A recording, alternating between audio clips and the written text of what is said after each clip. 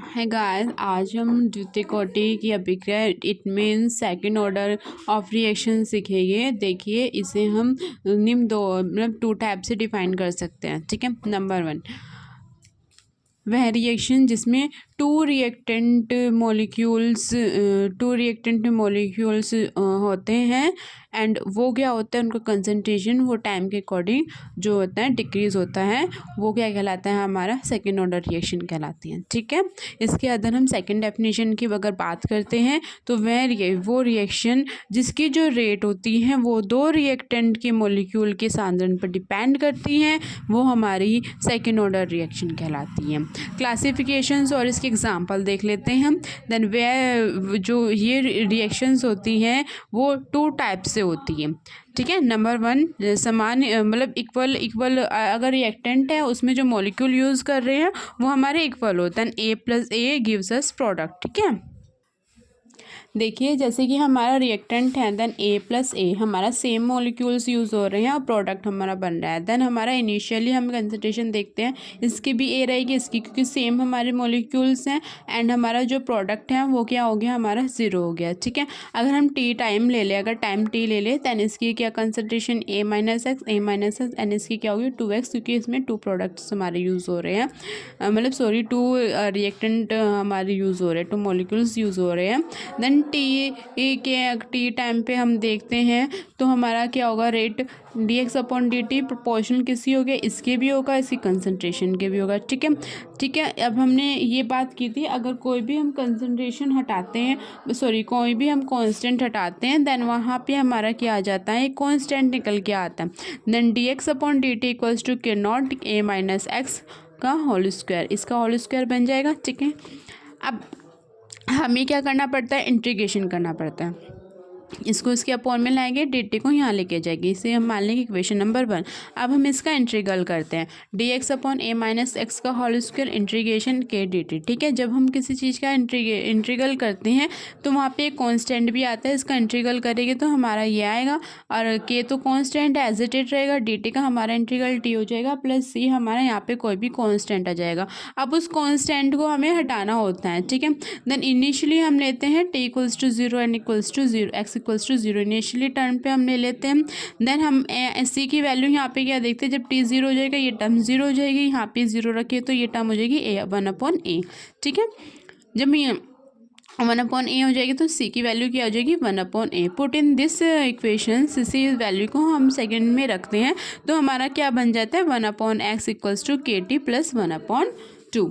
ठीक है, अब क्या करते हैं, ए जो हमारा A-x है के और KT को हम एजिटेट रखते हैं, A को इधर ले आते हैं तो KT इक्वल्स टू क्या हो जाएगा, जब हम एलसीएम लेंगे A-A+X। ठीक है, माइनस के अंदर मल्टीप्लाई हो जाएगी A/A-x, इसको A से कैंसिल आउट हो जाएगा, यहाँ पे क्या बचा है, X/A-A-x। देन जो रेट कॉन्स्टेंट है सेकेंड ऑर्डर के लिए, अगर आपका जो रिएक्टेंट में जो मॉलिक्यूल्स है वो सेम यूज़ हो रहे हैं, देन आपका क्या आ जाएगा, K equals to XT into A-A-x।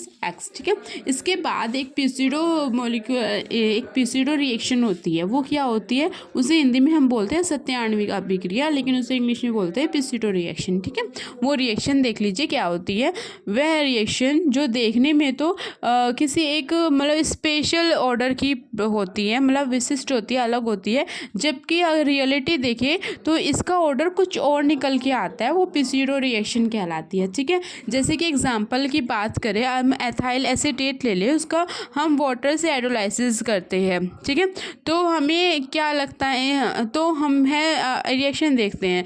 ठीक है, तो उसमें वास्तव में हम उसे देखते हैं कि वो सेकंड ऑर्डर की है, लेकिन वो होती कौन सी है, फर्स्ट ऑर्डर की।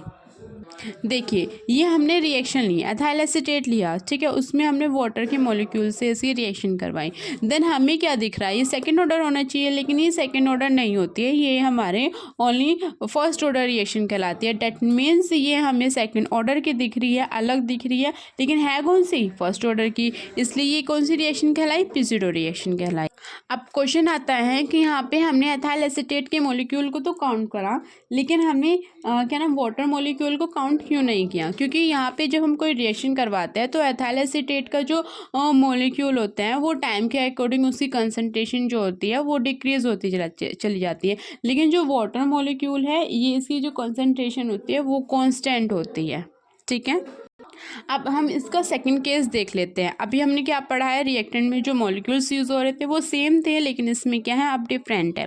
ठीक है, देन A+B प्रोडक्ट हमारा बना रहा है। इनिशियल हम देख रहे हैं तो A की A कंसनट्रेशन पे देख रहे हैं, B है इसकी क्या 0, T टाइम पे देख रहे हैं तो ये चेंज हो जाता है। सेम हमारा जैसे भी हम द्रव्यानुपातिक क्रिया का रूल लगाते हैं, देन इसको हम dx/dt प्रोपोर्शनल होगा A- की कंसनट्रेशन पे भी, इसकी कंसनट्रेशन पे डिपेंड करेगा। ठीक है, प्रोपोर्शनल का साइन हटा के हम कोई भी रेट कांस्टेंट लगाते हैं। यहाँ पे K0 लगाइए, K1 लगाइए, K2 लगाइए, एज योर विश, यहाँ पे कांस्टेंट आता है। ठीक है, अब x के टर्म एक साथ रखते हैं, dt के टर्म हम एक साथ रखते हैं। इसका हम इंटीग्रेशन करते हैं। जब इसका हम इंटीग्रेशन करते हैं तो हमें इसे पार्शली डिफाइन करना होता है। कोई भी कांस्टेंट ले लेते हैं, जैसे कि 1/a-x और b-x को हमने लेट कर लिया कि a/a-x, b/b-x। ठीक है, तो फिर हमने इसे क्या किया, इसका एलसीएम लिया। जब हमने इसका एलसीएम लिया है देन A/b-x B/a-x, डिवाइड में A-x B/a-x मल्टीप्लाई में आ जाएगा, जो इसे टर्म से कट जाएगी।